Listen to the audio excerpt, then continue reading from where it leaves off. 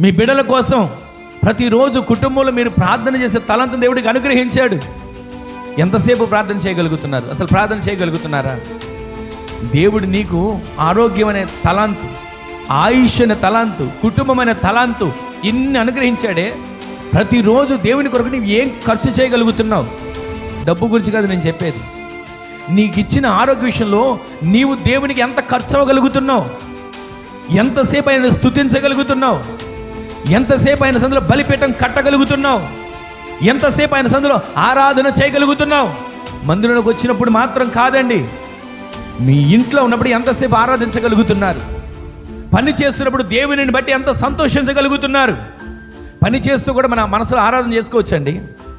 ప్రతిరోజు మన మనసులో ఆరాధన ఉండాలి.